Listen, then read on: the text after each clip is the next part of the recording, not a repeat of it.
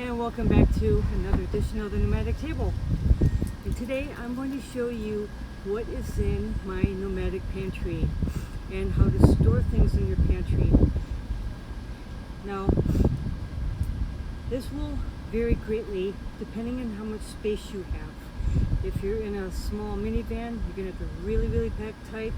If you're in a smaller travel trailer, you can have a little more leeway. So I actually have two storage containers. I have this, and I have a 5-gallon bucket here. So let's go through each of these, and I'll show you what I have. Some of the things I carry is my staples, and I'll show you some tips on how to keep the critters up and keep the heat out. So the first thing I do is I line it with reflectix. I started lining things with reflectix. It works pretty decent. It keeps things like chocolate from melting. I line that top, and then I line this inside with reflectix also. So the first thing I have is I like to munch on cereal. Okay, that's not healthy, okay, but it's something to munch on, something to snack on. It's cheap, it's good for a budget. So I have a couple things of cereal. I have some minute rice, and I would usually keep this in a bag, but better yet, I have myself like a tall container, that sealable container.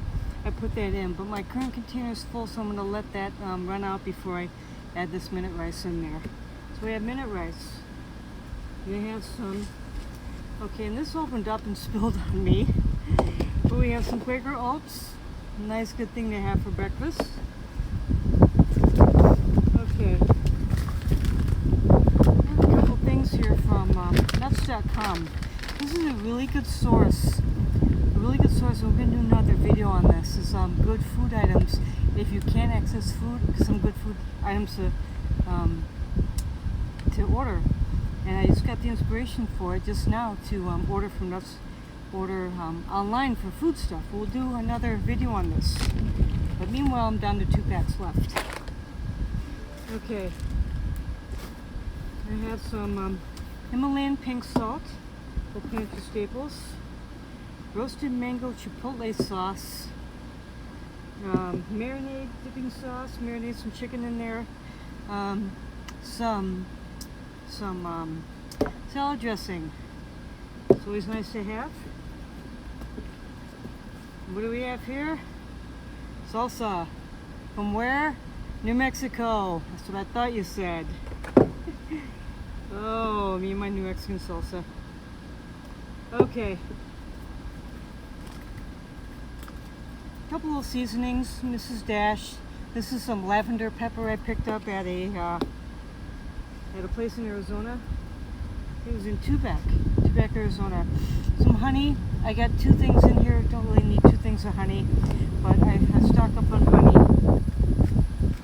Some angel hair pasta. This could probably benefit from, I could either break this up into little pieces to add to like a soup or something, but I have this still in the box. I could probably benefit from being put in a better container. Yeah. Okay. What's left of my mock applesauce. Not very friendly to the ocean, having this single-use plastic. Probably a better way to contain applesauce. I try to keep a lot of glass out. I said I had a no glass rule, but it's really hard to find everything not in glass.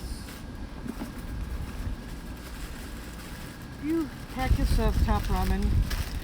I know I do not use the seasoning packets. I use this very sparingly. In fact, this is a rare occasion I use this. This is the first time I bought ramen in like about 15 years. But it has its uses, and we'll look at uses for top ramen later. Some basic condiments, Grey Poupon. Some Justin peanut butter.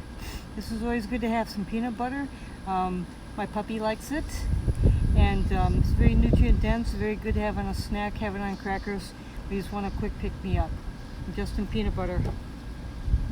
And it doesn't have xylitol. You don't want to get peanut butter with xylitol if you're going to feed it to your dog. Xylitol is very toxic. And here I have some sweet red pepper jam. I got this in New Mexico at the farmer's market in New Mexico. Okay, so let's look at our other container. Okay, and welcome back. And I have cleaned up the mess from the oatmeal spilling. I got that other bin put away. So now we're down to our 5-gallon bucket. Let's see what's in here. So again, I put Reflectix cover on here, and I lined it with Reflectix. And for this, I have the intention to keep taller bottles, like you know, you want to keep olive oil, maybe you want to keep a bottle of wine in there that you went to a nice winery for, and you don't want things to get broken. So you can make like take a little piece of Reflectix and make dividers, and you can divide this up and put your tall bottles inside and have them divided up. So what I have in here, I have my dog's flea and heartworm prevention, and I have tea, hardcore tea drinker, everybody. So I have a lot of tea, too much tea, I know. Really don't need this, but I got this green tea and it was 3 boxes, so I had to buy 3 boxes at a time.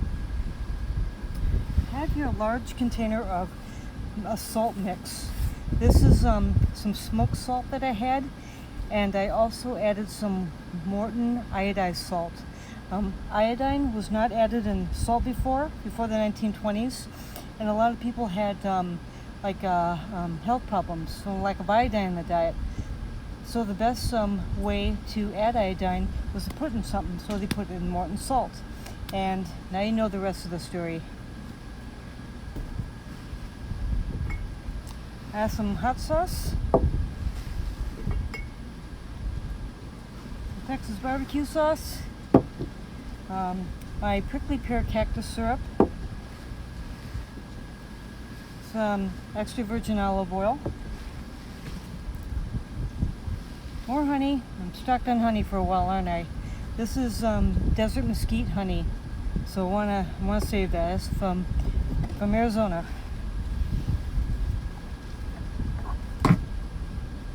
I have a little jar of mayonnaise when I want to make some chicken salad or something. Okay, and I have a jar of pumpkin butter. This is also from Arizona. Okay, and that's what's in that bucket. No, nothing spilled in there. I do have that all lined with Reflectix, and I have some dividers here to keep things unbroken. So, if you haven't noticed, this does equal out to quite a bit of food, and it gets to be a real challenge storing all that food.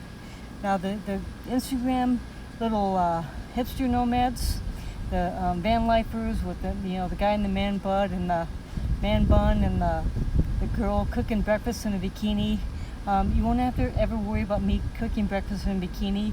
They outlawed whaling years ago, okay? Don't worry.